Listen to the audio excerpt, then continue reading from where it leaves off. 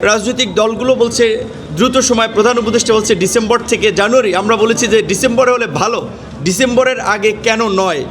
সেই সমস্ত উপদেষ্টাদেরকে অপসারণ করে উপদেষ্টা পরিষদ পুনর্গঠনের আমরা দাবি জানিয়েছি। সব রাজনৈতিক দলই কিন্তু নির্বাচনের একটা সুনির্দিষ্ট রোডম্যাপ চেয়েছে। আমরা আমাদের দলের পক্ষ থেকে আমরা পরিষ্কারভাবেই বলেছি যে সংস্কার নিয়ে আগামীকালকে আরেকটি মিটিং রয়েছে 11টা। এখানে কার্যত আমরা মনে করি যে সংস্কারের বিষয়ে ইতিমধ্যেই একটা ঐক্যমত তৈরি হয়েছে, আর মিটিংয়ের প্রয়োজন হচ্ছে না, এখন বাস্তবায়ন করার আসলে পালা।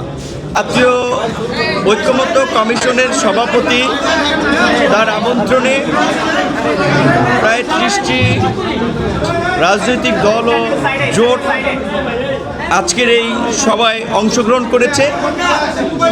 সেখানে মোটা দাগে বাস্তবায়নের ক্ষেত্রে আমরা যেটা মনে করি যে কিছু কিছু সংস্কার অধ্যাদেশের মাধ্যমে বাস্তবায়ন করা যাবে, কিছু কিছু সংস্কার বাস্তবায়নের ক্ষেত্রে সংবিধানের পরিবর্তন প্রয়োজন হবে, সেটার জন্য নিশ্চয়ই একটা পার্লামেন্ট লাগবে, এবং কিছু কিছু সংস্কার চাইলে এখনই বিভিন্ন মন্ত্রণালয় তাদের নিজস্ব ব্যবস্থাপনায় কিছু আইন অধ্যাদেশের মাধ্যমে বাস্তবায়ন করতে পারে। তবে যেহেতু বাংলাদেশের 50 বছরের ইতিহাসে আমরা এইটাকে আমাদের একটা ঐতিহাসিক প্রেক্ষাপট হিসেবে আমরা মনে করি, সেজন্য আমরা বলেছি যে এই ঐতিহাসিক প্রেক্ষাপটে রাষ্ট্রের সংস্কারগুলোতে যে আমরা এতগুলো রাজনৈতিক দল এবং নাগরিকরা ঐক্যমত পোষণ করছি, এইটাকে জুলাই সনদ না বলে বরঞ্চ একেবারে এটাকে একটা জাতীয় সনদ হিসেবে আমরা গ্রহণ করে একটা গণভোটের মাধ্যমে এর একটা গণভিত্তি দিতে পারি।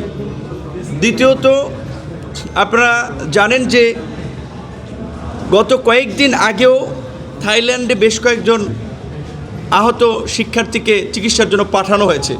তাদের যতটুকু আমরা দেখেছি অনেকেরই শারীরিকভাবে পঙ্গুত্বের একেবারে শেষ প্রান্তে চলে গিয়েছে। তাদের চিকিৎসা এখনও বিদেশ পাঠাতে সময় লাগছে, এখনও অনেকে যেতে পারে নাই, 9 মাস লাগছে। তো এর মধ্যে দিয়ে আমরা প্রধান উপদেষ্টার সামনেই জাতীয় ঐক্যমত্য কমিশনের সদস্যদের, আইন উপদেষ্টা ছিলেন, আমরা পরিষ্কারভাবে বলেছি তারা জুলাইয়ের আহতদের চিকিৎসার ব্যবস্থাপনা এবং তাদের সহায়তায় ব্যর্থতার পরিচয় দিয়েছে যারা দায়িত্বে ছিলেন। সুতরাং এইটা সেনাবাহিনীর কাছে দিলে ম্যানেজমেন্টটা ভালো হবে। সরকারের প্রতি শুরুর দিকে যে একটা অভূতপূর্ব সমর্থন ছিল, সব রাজনৈতিক দলের একটা সহযোগিতা করার মনোভাব ছিল, সরকারের বেশ কিছু উপদেষ্টার বেশ কিছু কর্মকাণ্ড, রাজনৈতিক মন্তব্য সরকারের সাথে রাজনৈতিক দলগুলোর একটা দূরত্ব তৈরি করেছে, একটা সন্দেহ সংশয়ের সৃষ্টি করেছে। আমরা সেই সমস্ত উপদেষ্টাদেরকে অপসারণ করে উপদেষ্টা পরিষদ পুনর্গঠনের আমরা দাবি জানিয়েছি। একই সাথে আমরা এটাও বলেছি অতীতের ঘটনা টেনে, যে আপনারা জানেন যে 2023 সালের 28শে অক্টোবর বিরোধী দলের আন্দোলন সংগ্রামের পর 24 সালে যে নির্বাচন হয়েছিল, সেই নির্বাচন সম্পন্ন করার জন্য তৎকালীন ফ্যাসিস্ট সরকার এবং তার দোসররা প্রায় 32,000 বিরোধী দলের নেতাকর্মীকে গ্রেপ্তার করেছে। কিন্তু গত 9 মাসেও এই ফ্যাসিবাদের সাথে জড়িত এবং তার সহযোগী 3200 জনকেও গ্রেপ্তার করা হয় নাই। বরঞ্চ আমরা দেখেছি যে শেখ হাসিনার গত 16 বছরের গুম, খুন, লুটপাট এবং দুর্নীতির অন্যতম সহযোগী জাতীয় পার্টির যে আস্ফালন, আমরা এই বিষয়ে ব্যবস্থা নেওয়ার জন্য আমরা প্রধান উপদেষ্টার কাছে আমরা বলেছি।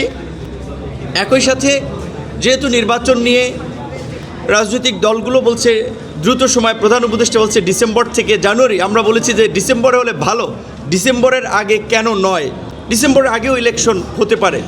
সামগ্রিকভাবে আমরা সহ সব দলই নির্বাচনের একটা সুনির্দিষ্ট দিন, তারিখ কিংবা মাস, এই সময়টা প্রধান উপদেষ্টার কাছে আমরা জানতে চেয়েছি।